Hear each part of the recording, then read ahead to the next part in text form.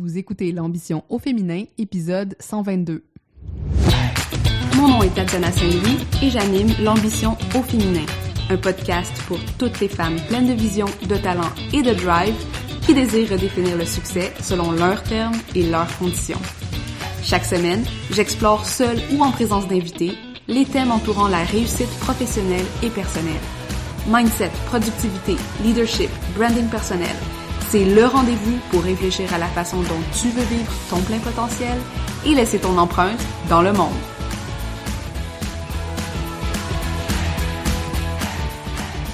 Salut les ambitieuses, comment vous allez aujourd'hui?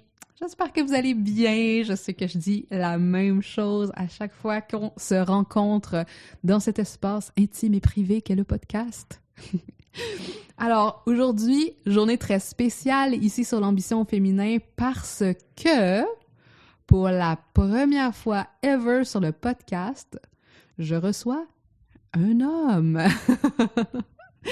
Et je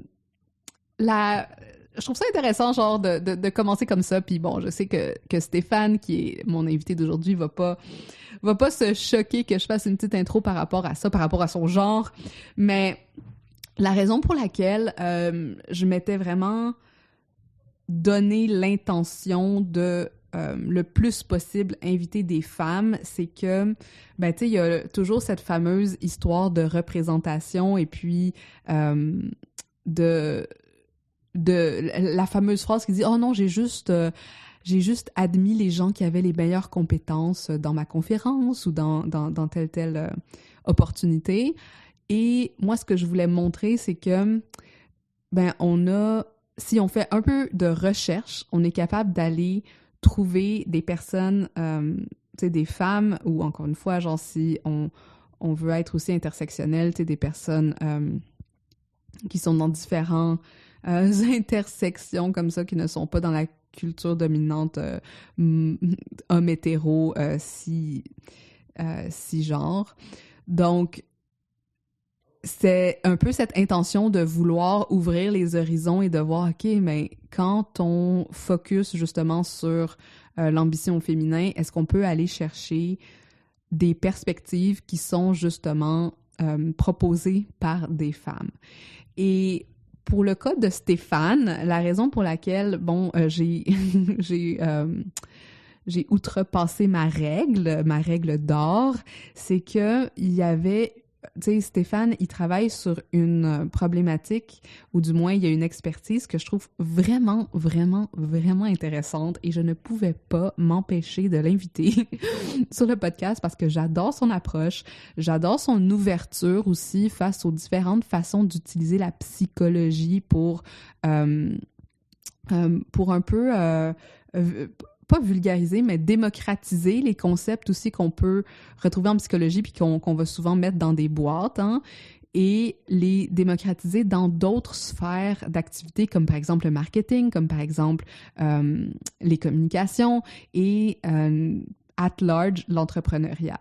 Donc, Stéphane, je le connais depuis quand même un petit bout parce que je le lis systématiquement sur LinkedIn. J'adore ses publications.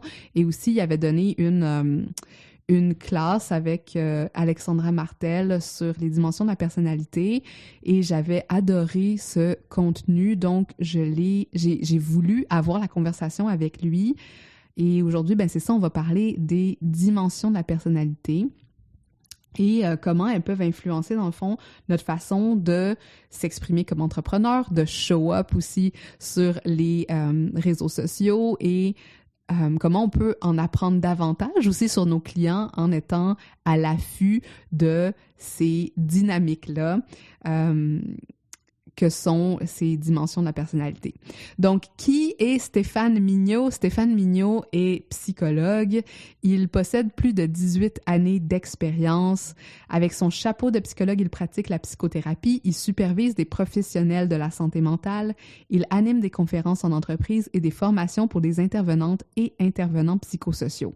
Il adore rédiger des posts sur LinkedIn, comme je vous l'ai dit, hein, et des billets de blog dans son site web. By the way, ces billets de blog sont aussi extrêmement riches, recherchés, intéressants, en plus d'avoir son opinion et sa vision des choses. Donc, j'adore. Et c'est un introverti qui aime parler de psychologie avec des mots que tout le monde peut comprendre. Donc, son esprit de vulgarisateur, vous allez l'entendre dans notre conversation, est très aiguisé. Et vous allez aussi entendre dans notre conversation tous les liens que ça m'apporte à faire. Je pense que c'est toujours ça que j'adore dans ces conversations ici sur le podcast, c'est que des fois, j'ai des questions qui sont mes guides, mais avec la richesse de ce que les invités apportent, souvent, on va aller explorer des choses que je m'attendais pas nécessairement à explorer. On va faire des liens qu'on s'attendait pas nécessairement à faire. Et ça, c'est la découverte, la belle découverte qu'on a aussi avec ces grands sujets et ces grandes conversations. Donc, je vous laisse sans plus attendre sur cette fameuse conversation avec Stéphane et on se dit à très vite. Salut Stéphane, bienvenue sur l'ambition féminin. Je suis contente de te voir. Comment ça va? Ça va très bien, merci, toi? Ça va. Hey, je pense qu'on l'a probablement, je vais le mentionner dans l'intro, mais t'es notre premier homme sur le podcast. Et vraiment, je me sens vraiment privilégiée. Je suis contente que tu sois là. C'est pas, tu sais, il y a pas de lien particulier, mais t'as tellement une... En tout cas, on s'est parlé à plusieurs reprises dans le passé. Je te suis sur LinkedIn. Tu sais, t'es à la fois un psychologue, mais aussi un créateur de contenu, quelqu'un qui est très prolifique sur les réseaux sociaux. Fait que, tu sais, on a appris à se connaître comme ça via le virtuel. Puis, je trouve que ton approche, puis la profondeur, dans le fond, de ce que tu amènes est vraiment intéressante. Puis c'est pour ça que, tu sais, à un moment donné, c'était comme, ben là, quand des gens ont des choses intéressantes à dire, on s'en fout qu'ils soient hommes ou femmes, hein, on va les amener sur le podcast. Exact. Voilà. Bon, je commence avec la première question que je commence avec tout le monde, puis je pense que ça serait intéressant justement d'avoir ta vision de la chose. Mais ma première question pour toi, c'est qu'est-ce que c'est pour toi l'ambition? Qu'est-ce que ça veut dire pour toi, ce mot-là? Hey, c'est une très bonne question. L'ambition, je vais partir peut-être de mon vécu. Écoute, l'ambition, c'est d'être connecté avec ses valeurs, en fait. Je pense que c'est d'être connecté avec ses valeurs. Par exemple, dans mon cas, c'est j'aime beaucoup apprendre, mais pas juste apprendre pour apprendre puis garder l'info pour moi, j'aime aussi transmettre. Et c'est pour ça que je me définis maintenant comme un pédagogue avec un chapeau de psychologue et non pas comme un psychologue avec un chapeau de pédagogue. Et puis donc, moi, j'aime beaucoup apprendre et transmettre. Et puis, mes ambitions sont en lien avec ça, transmettre.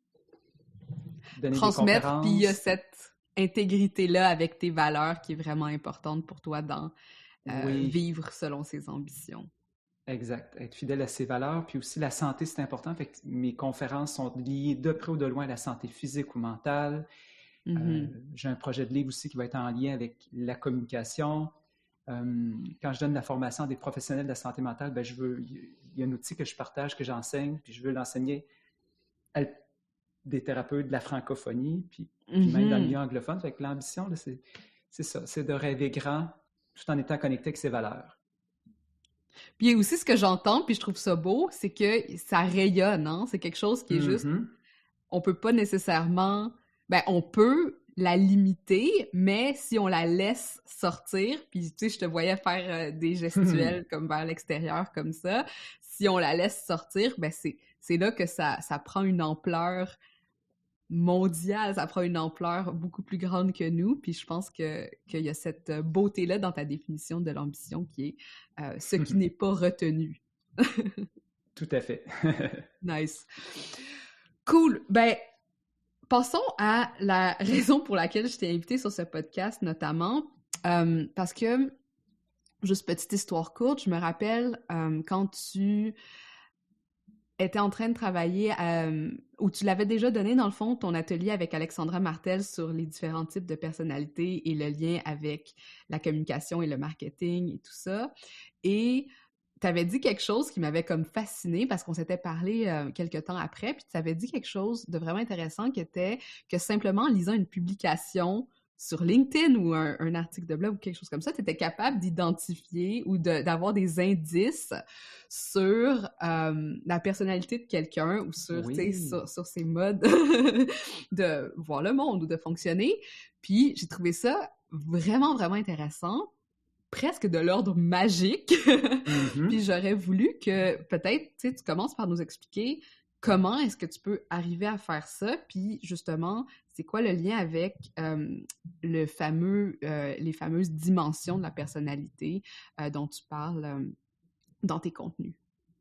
Oui, en fait, c'est ça, c'est que moi, je me base beaucoup sur la théorie des types psychologiques. Il faut voir ça un peu comme une paire de lunettes.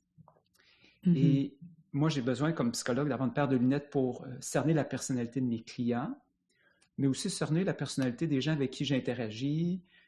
Et je me suis aperçu qu'on pouvait aussi se servir de cette paire de lunettes-là lorsqu'on lit un article sur LinkedIn, sur un article de blog, ou quand on écoute une conférence ou autre, un podcast. La personnalité transparaît à l'écrit, à l'oral. Puis, dans cette grille d'analyse-là, en fait, il y a 4 dimensions, 4 questions qu'on se pose. La première, c'est quoi la direction de l'attention et de l'énergie de la personne? Donc, ça donne lieu à 2 préférences, extraversion, introversion. Mais ça, on ne le voit pas nécessairement à l'écrit. Moi, je ne suis pas capable, en lisant un texte, c'est-tu une personne extravertie ou une personne introvertie? C'est plutôt dans le live, en direct, en personne, qu'on peut le détecter. L'autre dimension, c'est comment la personne recueille l'information. Est-ce que c'est par ses 5 sens ou de façon globale et intuitive? Et là, on peut voir des traces à l'écrit. Parce que les gens qui sont plus, ce qu'on va dire, sensoriels, qui perçoivent par leurs 5 sens, ils ont tendance à préférer ce qui est concret, tangible, pratique, mesurable. Alors, ça va teinter les écrits. On va voir, là, la personne donne des trucs très précis, concrets, des étapes 1, étape 2, étape 3. Donc, on voit ce côté-là très pragmatique. Quand on a une personne plus intuitive, et puis il y en a sur LinkedIn, il y en a plusieurs, plus intuitifs dans leur écrit. Et intuitif, c'est pas juste, le mot peut porter un peu à confusion, là, mais c'est des gens qui vont aimer voir les choses de façon globale, faire des liens entre des choses que monsieur, madame, tout le monde ne fait pas le lien nécessairement, faire des liens. Et ils vont aimer être au niveau des idées, des concepts, puis de la réflexion, puis des hypothèses, puis remettre en question des théories, ce qui est un peu ton cas, parce que tu proposes un regard parfois, que moi je trouve philosophique, tu proposes des réflexions. Alors, moi j'ai perçu ce côté-là intuitif chez toi, à travers tes écrits. Mais tu n'es pas juste ça, parce que tu es capable aussi de donner des trucs concrets, des étapes, un plan de match, tout à fait concret, mais dans tes écrits sur LinkedIn, c'est ce qui ressort. Il y a une tendance plus vers ça. Ouais, je suis d'accord. Remettre en question des concepts, amener les gens à réfléchir et tout. Puis ceux qui sont plus sensoriels vont aimer, c'est ça, être plutôt là, dans proposer un processus étape 1, étape 2, étape 3, 5 trucs pour mieux faire ci, ou 7 erreurs à éviter etc. Les fameux carousels. J'ai l'impression que les gens qui font des carousels, ils sont souvent là-dedans. Oui, très probablement, oui. Quand on est plus dans les trucs pratico-pratiques, oui, en effet. Puis ça, c'est une autre conversation qui pourrait être intéressante de savoir le lien entre le médium et comment est-ce que le médium shape le type de personnalité ou l'expression de ces tendances de la personnalité-là. Anyway. Ouais. Piste de réflexion. Piste de réflexion, exactement. Mais en tout cas, chose certaine, je me suis aperçu qu'on pouvait, comment je pourrais dire, selon qu'on est plus sensoriel ou intuitif, il y a des... Je suis en train d'écrire un livre en passant. Au moment où on se parle, je suis en train d'écrire un livre sur cette théorie-là, avec des exemples. Et petit Q, il va y avoir une section sur le type de document qui risque d'intéresser plus les sensoriels et les intuitifs. Par exemple, si je te proposais, Tatiana, tu as le choix entre rédiger, par exemple, mettons une description d'une plante. Une description très anatomique d'une plante versus un un essai, une réflexion, une dissertation. Tu sais. Est-ce que si tu avais le choix entre rédiger un mode d'emploi pour utiliser un appareil ou encore partager une réflexion philosophique? Tu sais, il y a certains types de documents que tu aurais un peu plus envie d'écrire que d'autres. Définitivement. Et ça va dépendre de est-ce que tu es plus sensoriel ou intuitive. Alors, fait qu'il y aura une section là-dessus. Oui, puis je pense que c'est ce qui a fait que dans ma vie, j'ai décidé que j'allais pas devenir rédactrice. Ça m'a vraiment genre changé de chemin parce que j'étais comme, il n'y a aucune façon pour moi de me forcer à écrire du contenu très pragmatique, style mode d'emploi, comme tu dis, pendant le reste de ma vie, parce que c'est tellement à l'encontre de comment, à l'intérieur de moi, tu sais, l'expression essaye de sortir. Fait que je trouve que c'est intéressant aussi de le sentir. Ben, tu sais, puis vu que je suis intuitive, c'est très viscéral chez moi.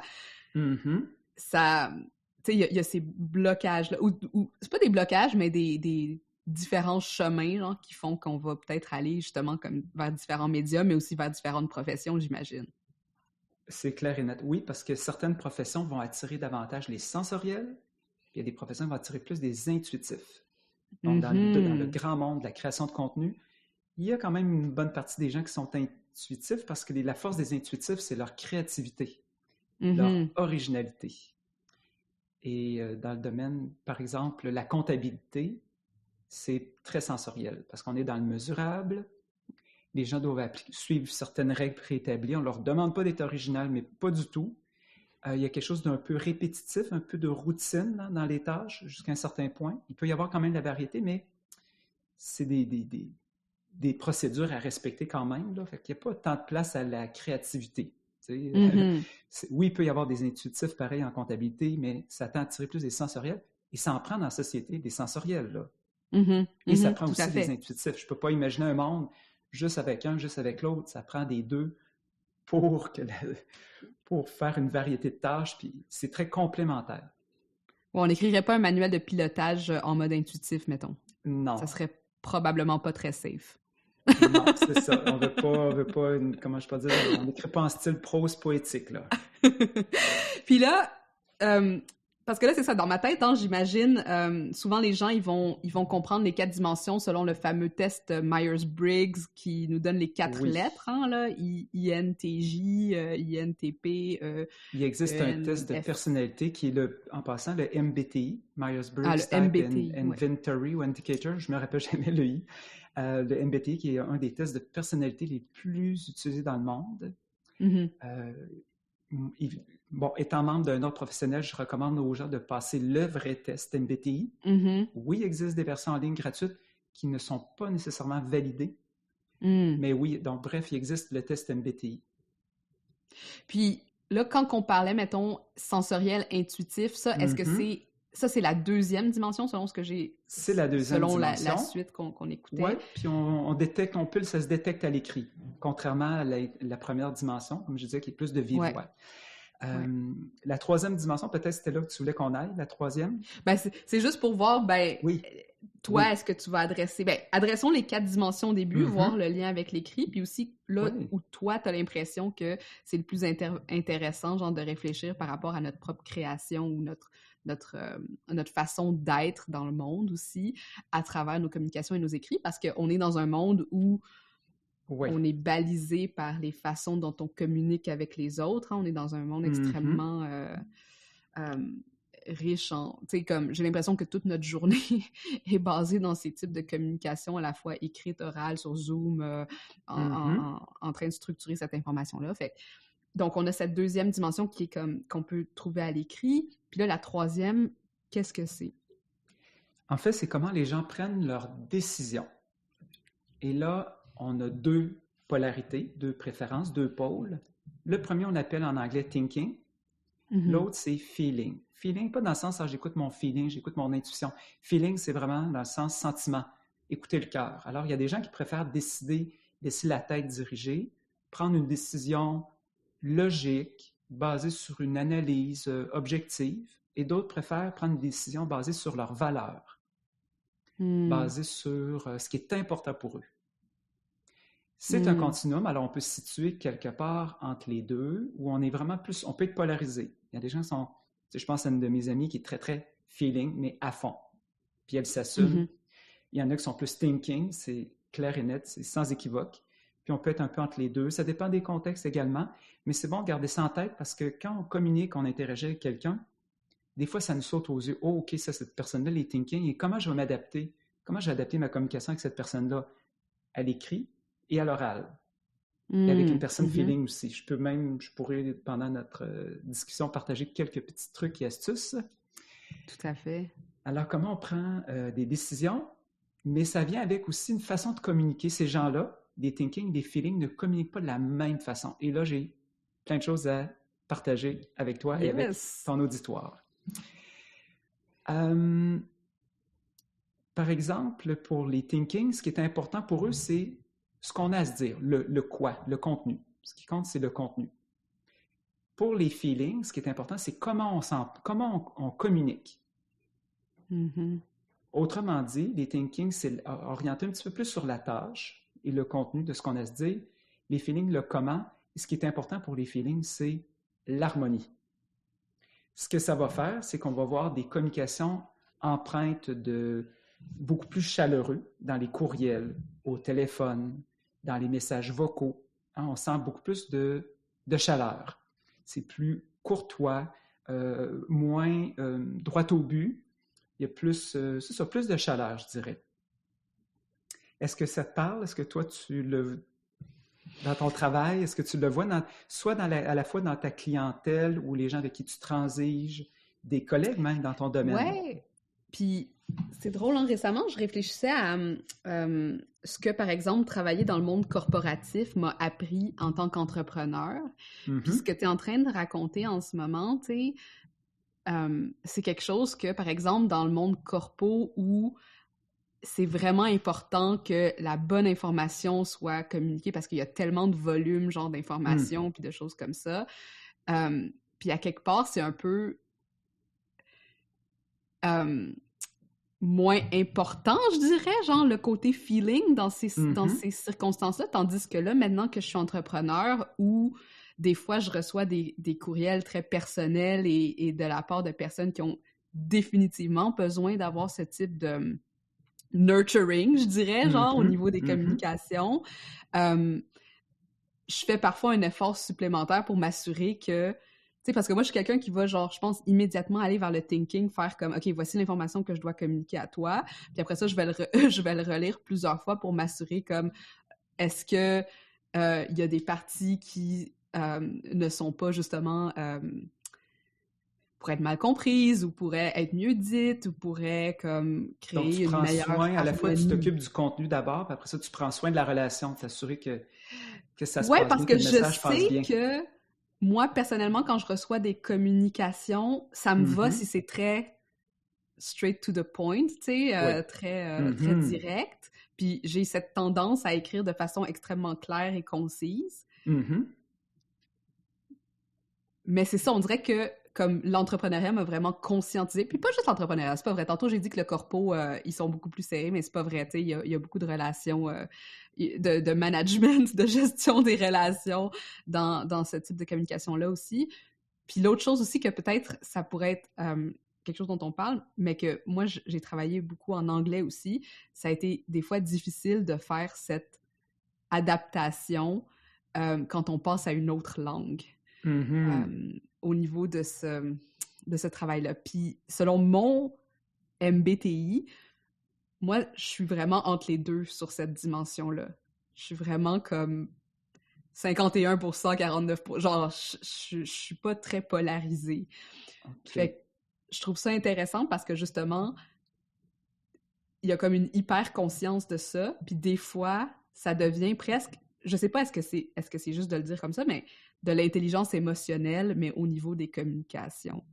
Ben, je pense que tu as raison, oui. L'intelligence, c'est faire preuve d'intelligence émotionnelle, oui.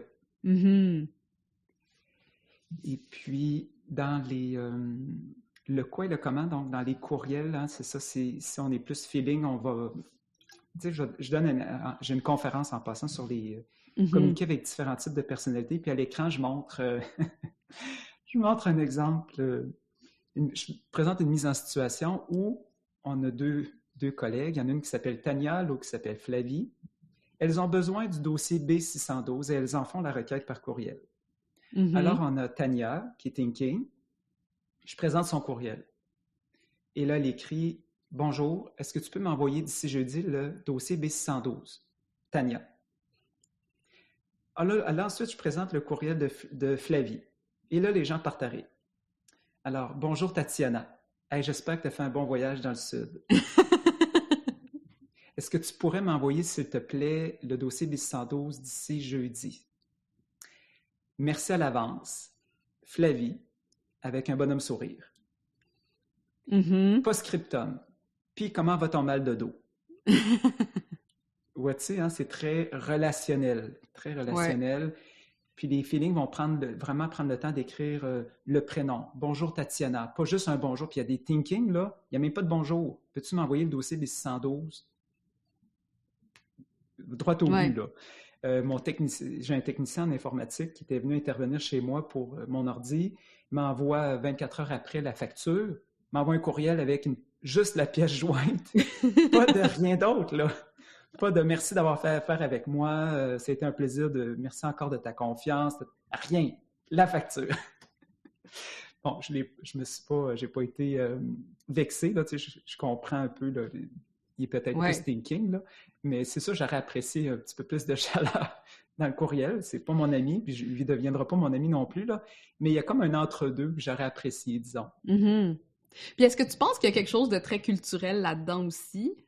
Oui, je pense que la culture influence beaucoup. Il y a des cultures où c'est peut-être plus valorisé de faire preuve de courtoisie, de chaleur, hein, dans le courriel. Puis aussi, selon les régions aussi, je trouve que pour avoir communiqué avec des entreprises clientes des quatre coins du Québec, il y a des endroits où c'est beaucoup plus chaleureux au téléphone. Ils ne me connaissent pas du tout.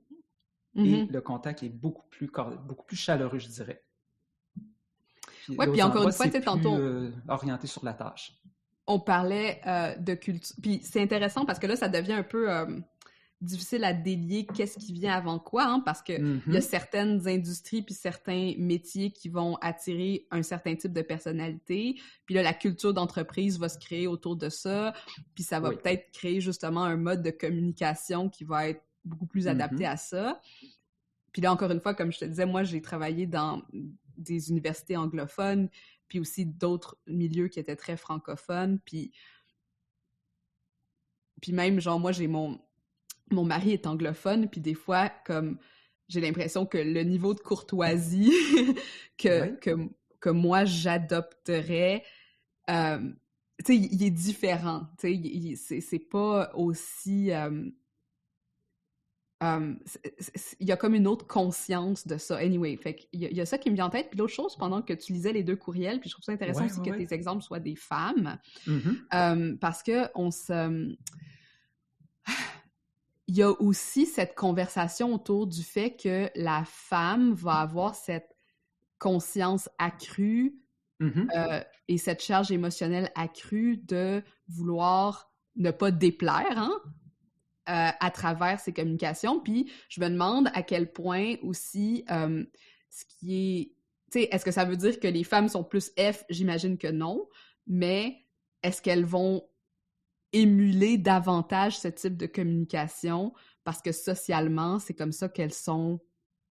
qu'on leur a montré qu'il faut qu'elles évoluent, tu sais. Fait que comment tu vois cette notion-là dans ta réflexion autour de ça? Oui, bien... Il y aurait plus, les femmes seraient davantage feeling, les hommes seraient davantage thinking, mais en même temps, il faut rester conscient que avant même de venir au monde, la femme est presque programmée à développer le côté feeling, là, à cause de la culture, de la société, l'éducation, là. Mais oui, il y a une de mes amies, elle est thinking, mais tu sais, comment je pourrais dire? Je pense que c'est ça la culture, la société l'a amenée à développer son côté feeling, mais elle préfère côtoyer des personnes thinking, elle veut avoir une clientèle thinking, elle apprécie cette clientèle-là l'apprécie, elle préfère de loin comme Mm-hmm. en tant que thinking, travailler, collaborer, transiger avec des thinking. C'est super intéressant. C'est super intéressant parce qu'encore une fois, ça parle de cette notion de choix qu'on va être peut-être attiré dans certaines industries ou métiers ou des choses comme ça où on va être plus à l'aise dans ces modes de communication-là. Puis que, tu sais, même si on pense justement à tout ce qui est, tu sais, justement l'informatique, puis les STEM, puis les STEAM, puis tout ça, à quel point, tu sais, souvent, c'est dit que c'est pas très inclusif pour, par exemple, les femmes. Mm-hmm. Puis c'est pas inclusif non seulement au niveau du langage, mais aussi des cultures de communication qui sont faites autour de ça, où est-ce que ces dimensions-là sont peut-être pas prises en compte et explorées comme étant valables aussi et valides. Tout à fait. Et l'autre truc, ah oui, c'est ça, sans nommer d'organisation, mais j'ai une de mes amies qui est dans le domaine de la psychologie, qui a travaillé pour une grande organisation, oui. Là-bas, je ne sais pas si c'était une valeur explicite ou si c'était tacite, mais le tact, la diplomatie était grandement valorisée. Mm. Tact et diplomatie. Mm. Il y a la culture de l'organisation aussi qui peut attirer certains types de personnes, certaines personnalités. Mais oui, ça a quand même les valeurs, la culture organisationnelle, ça peut avoir quand même un impact sur comment on communique, là. C'est selon ce qui est valorisé, là. Voilà. Puis ces dimensions-là, elles agissent, dans le fond, elles nous attirent à un niveau inconscient, comme par exemple si je lis une page de vente de quelqu'un qui représente davantage mes modes, tu sais, mes types de personnalité, est-ce que je vais comme inconsciemment être plus attirée vers cette personne-là parce que ça me ressemble davantage? Tout à fait, parce que tu vas inconsciemment ou consciemment percevoir une affinité, hein, parce que vous parlez le même langage, en fait. Quand on fait nos personas, il faudrait quasiment savoir c'est quoi leur MBTI pour être capable de leur parler. Je vais t'avouer, j'ai fait l'exercice avec un coach, un spécialiste de la planification stratégique, puis on avait identifié pour le volet de mes conférences avec qui j'aimais travailler, et j'ai mis le type psychologique de mon client idéal. Au niveau du MBTI, je ne le dévoilerai pas là, mais oui, on peut faire oui. Puis dans la formation avec Alexandra Martel, communication 4D, cette formation-là permet d'identifier c'est quoi le type psychologique de mon client idéal, et ça permet de faire certains choix en matière de rédaction. Parce qu'on peut vouloir s'adresser spécifiquement à ce client idéal-là, ou on peut faire le choix de pas juste le cibler, mais s'adresser à tous les types. Bref, ce qui nous amène des fois à ajouter une section dans une page de vente, dans la façon de communiquer, dans la façon de promouvoir une formation ou autre. On peut vouloir ajouter des sections pour s'assurer d'interpeller tout le monde. Il y a des choix qu'on peut faire consciemment. Si c'est ça qu'on veut. Si c'est ça qu'on veut, parce qu'on peut vouloir attirer plus, exemple, un public feeling, et on peut justement orchestrer notre communication en fonction de ce type-là et faire par exprès pour justement pas attirer les personnes thinking ou l'inverse. Intéressant. Puis là, juste pour qu'on clôt la boucle, parce que là, on a parlé des trois types. Le quatrième, c'est quoi? Puis celui-là, est-ce qu'on s'en soucie quand on réfléchit à nos communications? Le dernier point va avoir un petit peu moins d'impact sur les communications, quoique dans la formation communication 4D, on en parle pareil, comment ça peut... En tout cas, bref, la dernière dimension, c'est le style de vie de la personne. Est-ce qu'elle est plus, d'un côté, planifiée, organisée, structurée, donc elle aime être proactive, planifiée, ou elle est plus en mode réactif? Elle aime composer avec les événements, s'adapter, faire preuve de flexibilité, être en mode plus d'ouverture à ce qui se présente. Alors, c'est deux préférences différentes, et il n'y en a pas une qui est meilleure que l'autre. Dans toutes les préférences que je t'ai présentées, il n'y en a aucune qui est meilleure que l'autre. Donc, c'est pas mieux d'être extraverti que d'être introverti, c'est seulement différent. Et même chose pour toutes les autres échelles, les autres préférences. L'intérêt pour la quatrième échelle, c'est, supposons, Tatiana, tu lances un programme de formation, un accompagnement X. Et là, il y a le jour du lancement. et il y a une date limite pour s'inscrire. Les gens qui sont plus de type planifié, organisé, structuré, ça risque d'être eux les premiers à s'inscrire à ton programme. Et l'autre type, ils ont tendance à être plus dernière minute. Ils vont s'inscrire en dernier. Ils gardent leur agenda, comment je pourrais dire? C'est comme s'ils gardent les choses ouvertes. OK, il y a la formation de Tatiana, mais là, tout d'un coup, que peut-être j'aurai autre chose qui va se présenter ces dates-là, ou peut-être qu'il y aura une autre formation. Les gens laissent ça ouvert et se décident plus à la dernière minute. Fait que, mais ça, le côté, ce côté-là, je le vois, c'est un petit peu plus difficile à détecter à l'écrit. Quand je lis un post LinkedIn, c'est pas ça qui va me sauter aux yeux. C'est vraiment la deuxième et la troisième dimension. Comment la personne, est-ce qu'elle est sensorielle ou intuitive, ou thinking et feeling. Magnifique. Puis, d'un point de vue de comment toi, tu l'utilises personnellement. Tu sais, comme, là, tu l'as identifié pour toi, tu l'identifies, genre, chez tes clients, tu es capable de... Tu as cette espèce de lunette laser qui est capable de voir ça à travers les textes de certaines personnes. Est-ce que ça va... Puis encore une fois, vu que c'est au niveau inconscient, tu sais que tu vas avoir peut-être certaines affinités avec certains plutôt que d'autres, même si je suis sûre qu'en tant que pédagogue avec un chapeau de psychologue, tu es curieux de tout type de personnes et que tu es capable aussi de les accueillir. Mais comment toi, t'aimes utiliser cette connaissance-là dans ton... Exact. Dans ta écoute, pratique? oui, parce que selon la préférence de la personne qu'on a, les préférences, le type finalement, parce qu'un type, c'est composé en fait de nos préférences sur les 4 échelles. Le type, c'est pas juste en passant une addition de nos préférences, mais il y a une interaction, c'est très dynamique. Là. Ces 4 dimensions-là en nous interagissent ensemble, c'est ça, il y a une interaction. Et selon le type de la personne devant moi, on peut adapter sa façon de communiquer. Fait que là, c'est un peu l'occasion de partager quelques trucs et astuces. Par exemple, les introvertis, ils aiment beaucoup plus les rencontres en tête-à-tête que les rencontres de groupe. Fait qu'il y a certaines personnes qui vont offrir des accompagnements de groupe. Je sais pas, je pense à des masterminds en groupe, là, sont 10, 15, 30. Les introvertis peuvent, oui, s'adapter, mais préférer la rencontre tête-à-tête. Tu vois un autre exemple. Supposons, mise en situation, on a, imaginons une entrepreneur ou un entrepreneur, en tout cas là j'ai en tête une entrepreneur très extravertie qui fait un appel découverte avec une personne très introvertie.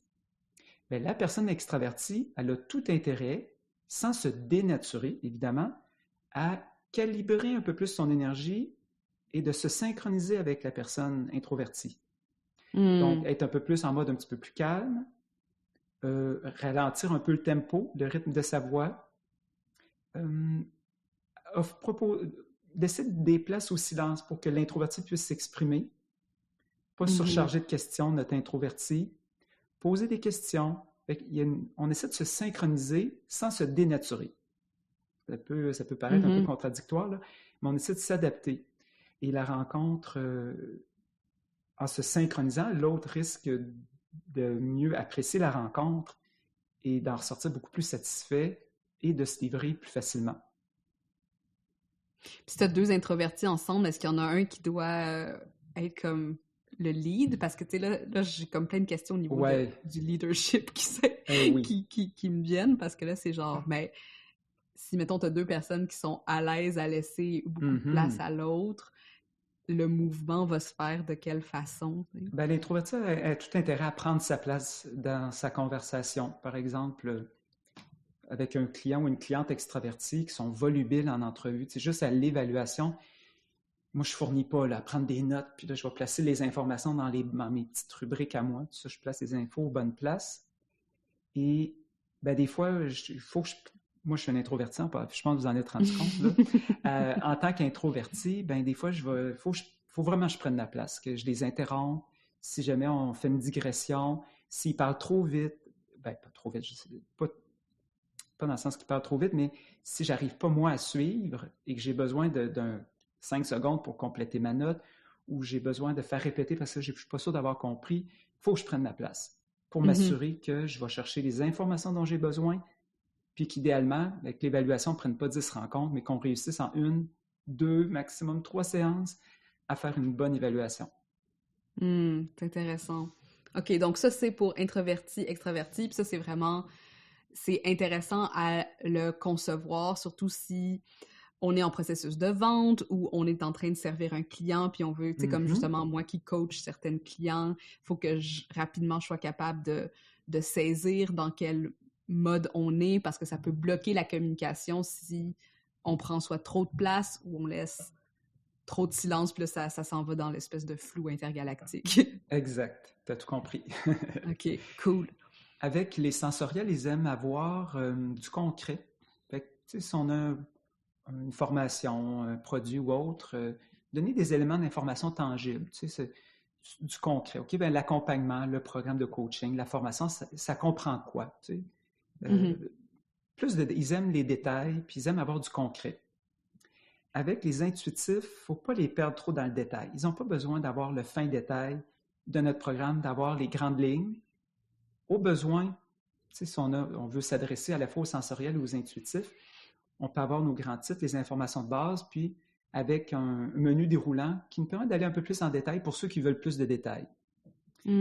Et quelque chose qui plaît beaucoup aux intuitifs, c'est quand on présente l'information sous forme de mind map, schéma de concept.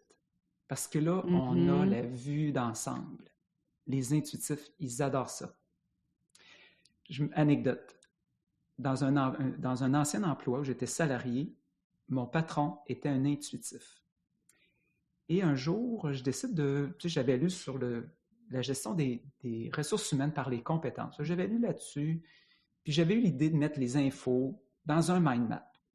Je présente ça à ma collègue, qui est une sensorielle, et là, elle dit « Ça, notre patron va aimer ça, là, ce tableau-là. » Mais à l'époque, je ne connaissais pas la théorie des types psychologiques. Et puis, effectivement, quand j'ai présenté ça au patron, il a bien aimé. Il était un peu... donné une augmentation. Il y avait les étincelles dans les yeux. Fait qu'avec les intuitifs, on ne se perd pas dans les détails, on présente les grandes lignes, un schéma d'ensemble, puis on fournit des détails à la demande. L'intuitif, de toute façon, s'il manque des infos, il va le demander. Fait que ça serait les deux principaux conseils que j'aurais donnés selon sensoriel ou intuitif. Je me reconnais genre vraiment, vraiment bien dans ça. Parce que moi, quand les gens me perdent avec les détails, je suis juste comme... On m'a pas encore donné le big picture. Oui, genre, je peux même pas écouter, je peux même pas... C'est comme, l'information rentre puis elle sort directement, c'est comme inutile, donne-moi genre la vue d'ensemble, la vision d'ensemble, ou peu importe, puis après ça, genre... Écoute, parce que je pense qu'il faut aussi que... Je pense qu'il faut que ton cerveau... En tout cas, moi, je parle encore une fois de mon côté intuitif. Ton cerveau a besoin de faire son propre cheminement. Tu sais, c'est ça, hein? Il y a comme un cheminement qui est peut-être dans un autre sens que ceux qui sont sensoriels, qui bâtissent bloc sur bloc comme des Legos, mais vraiment... Oui. Moi, je veux voir le château bâti, puis après ça, comprendre quelles sont les différentes parties qui le constituent. Bon point, tout à fait. Ça me rappelle un point que je n'ai pas mentionné, mais pour arriver à une conclusion, les sensoriels fonctionnent un peu de façon séquentielle. C'est-à-dire qu'ils additionnent des éléments d'information, ils mettent ça dans la machine, dans la boîte, puis il y a une conclusion qui sort au bout. Les intuitifs, la conclusion leur saute aux yeux. C'est un processus qui est plus inconscient, un peu plus rapide, qui est différent. Exemple, encore une fois, une de mes amies qui est très intuitive, je lui racontais une situation, intuitive et feeling. Je lui raconte un début de situation que je vivais, tout ça, puis j'avais à peine comme raconté l'introduction de la situation, elle avait déjà deviné la conclusion. Et là, les deux bras me tombaient. Puis là, je disais, comme toi puis tes antennes. Et j'aimerais savoir tes antennes. Ouais. C'est impressionnant, les intuitifs. Mais c'est intéressant aussi parce que moi, je réfléchis beaucoup au processus créatif en ce moment, depuis plusieurs mois et années, je pense. C'est drôle, hein? J'ai écrit une infolette qui va partir demain. Là, ça va paraître bien avant le moment où est-ce que vous écoutez cette entrevue. Mais où je parlais de j'ai toujours été intéressée par comment les auteurs ou les créateurs se perçoivent, tu sais, parce que moi, je viens du monde de la littérature, hein.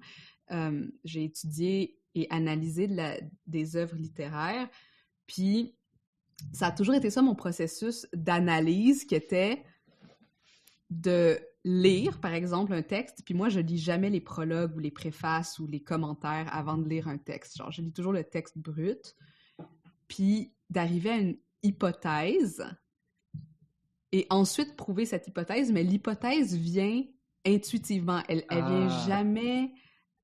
puis elle est ressentie. Tu sais, elle est ressentie comme « voici le filon ». Puis il y a quelque chose dans ça qui est...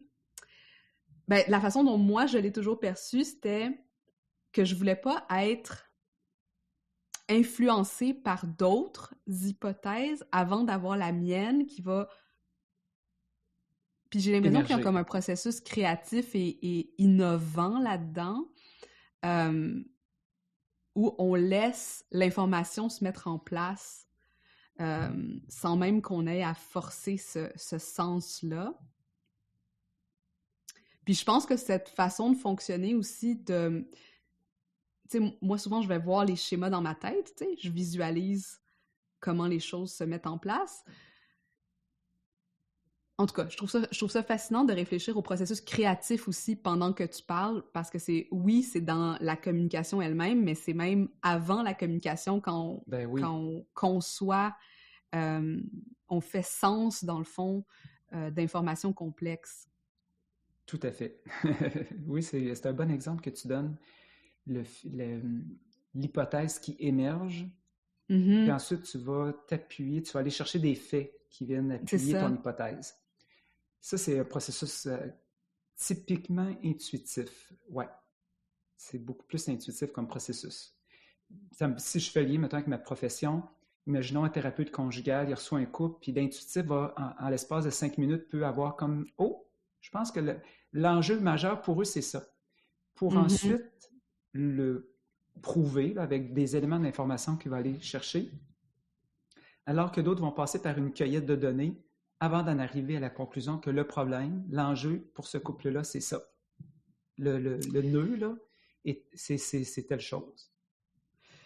Deux choses me viennent en tête par rapport à ce que tu dis. La première, c'est que naturellement, comme tu as dit, hein, il n'y en a pas un qui est meilleur que l'autre. C'est pas parce que quelqu'un, par exemple, parce que je pense que la problématique d'un intuitif, c'est souvent aussi d'arriver à une conclusion trop hâtive, puis ensuite de rentrer l'information pour que ça fasse sens avec sa façon de voir les choses, et donc d'imposer un sens à quelque chose qui n'en aurait pas nécessairement, ou justement avec un client, puis de dire « Ah, ben j'ai compris son problème », puis là, à ce moment-là, être peut-être pas assez à l'écoute de vraiment les informations qui viennent.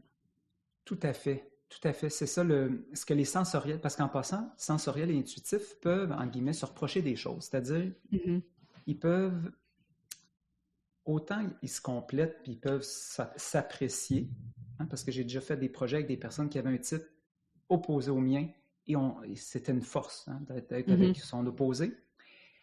Mais il peut y avoir des tensions dans le sens que le sensoriel peut reprocher à l'intuitif d'avoir négligé des éléments d'information, des détails. Et l'intuitif peut trouver que le sensoriel a le nez trop collé sur la forêt, manque de recul, et trop sur certains détails, il ne voit pas suffisamment l'ensemble de la situation. L'idée, c'est de communiquer pour finalement aller, c'est ça, se compléter, parce que chacun a ses forces.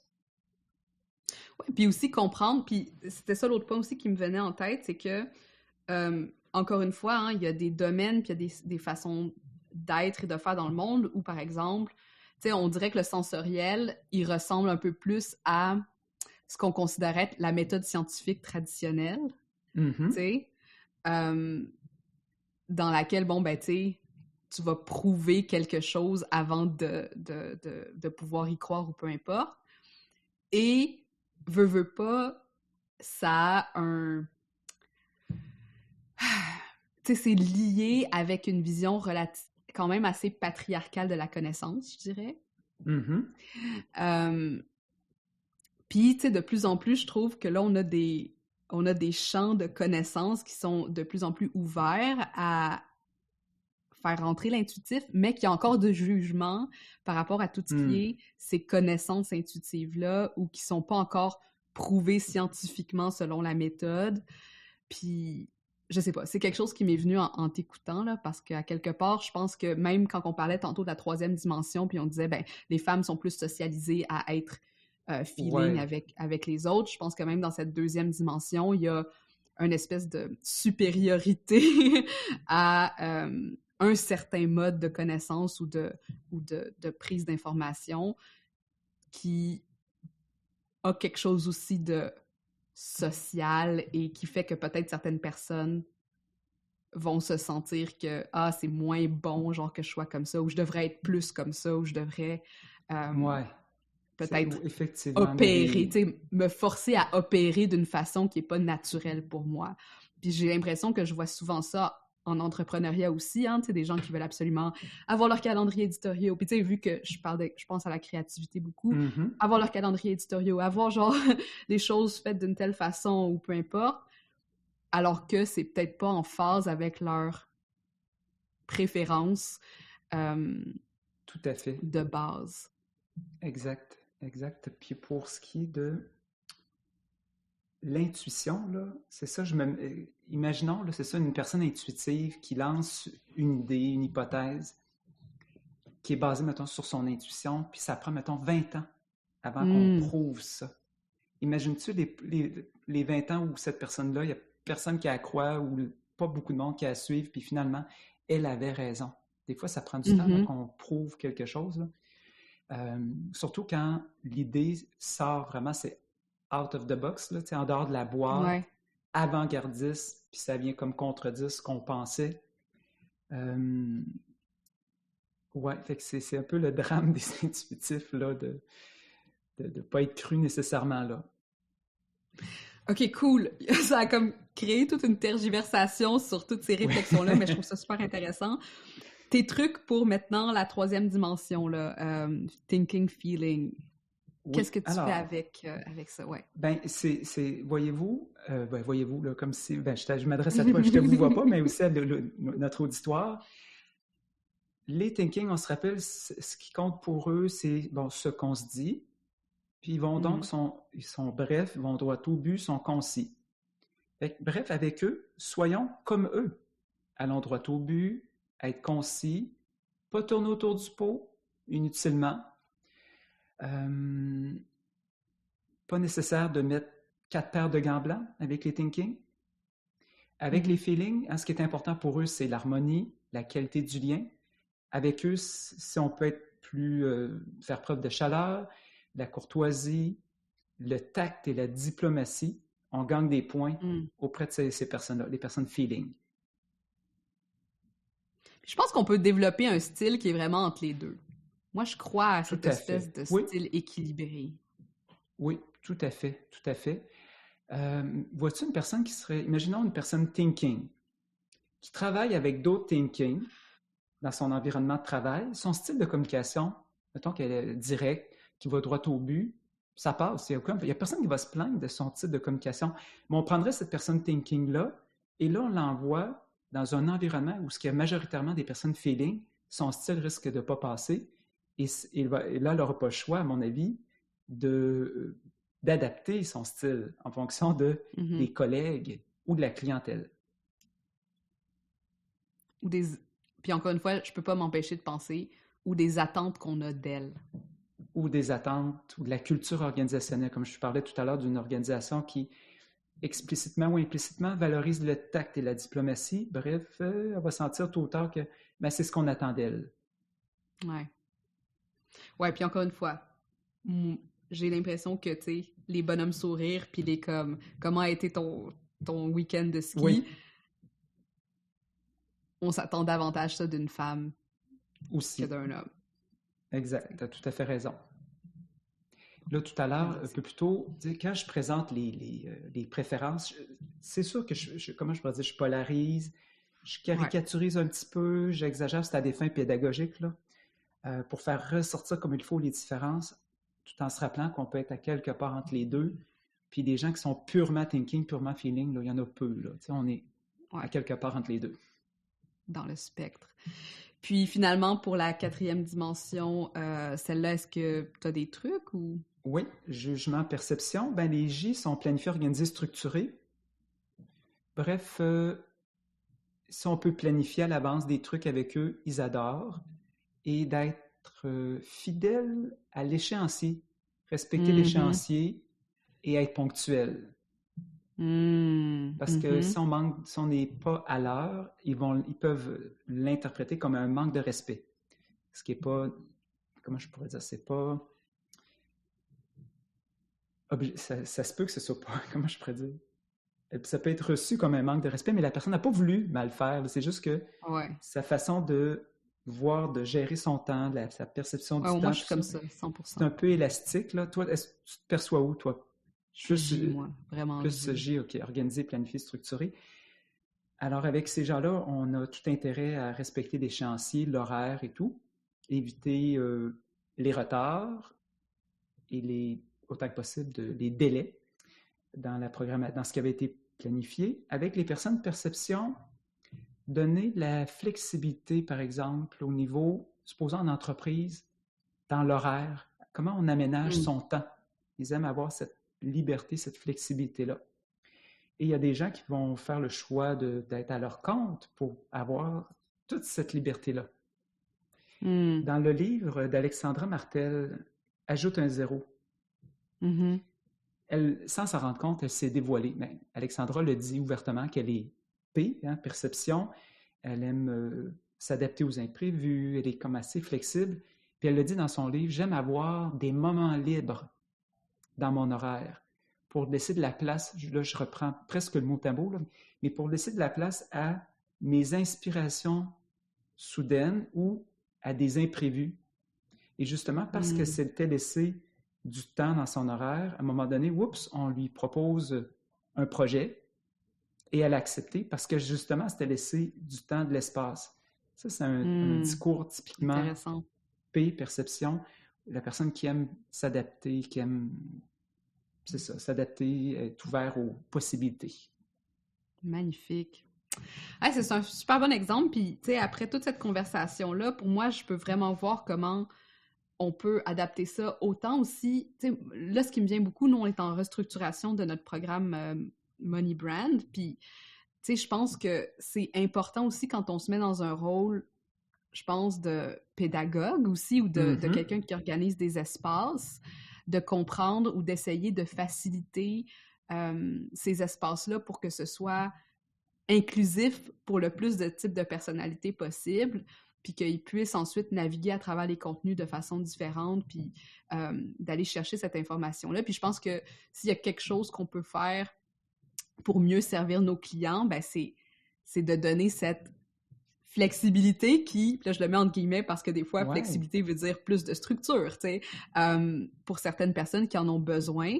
Puis ça, c'est un gros apprentissage que j'ai fait dans les dernières années où c'est, oui, il y a ma vision, oui, il y a comment je veux le faire, puis comment moi, je suis peut-être plus intuitivement amenée à faire certaines choses, mais c'est aussi ma responsabilité d'adapter mes espaces pour les différents types de personnes qui vont les utiliser. Fait que je trouve ça super fascinant, tout ce que tu as partagé avec nous. Écoute, je ne peux qu'approuver ta démarche, là, ton intention d'adapter, d'offrir une structure qui peut satisfaire un maximum de gens, selon leur personnalité, leurs préférences. Stéphane, encore une fois, je pense que, tu sais, en tout cas, j'ai super hâte de lire ton livre parce que, tu sais, ça me fascine, premièrement, tu sais, tout le côté à la fois socialisé, mais aussi comment on en arrive à reconnaître et déployer ces préférences-là au niveau de notre personnalité, puis que ça crée vraiment nos modes de fonctionnement puis d'évolution dans le monde puis en société. Puis où on peut... Ben là, on sait que tu as plusieurs conférences sur le sujet. Veux-tu peut-être nous dire comment on peut travailler avec toi ou au moins bénéficier de tes apports et de toutes ces recherches et ce travail que tu fais sur ce sujet?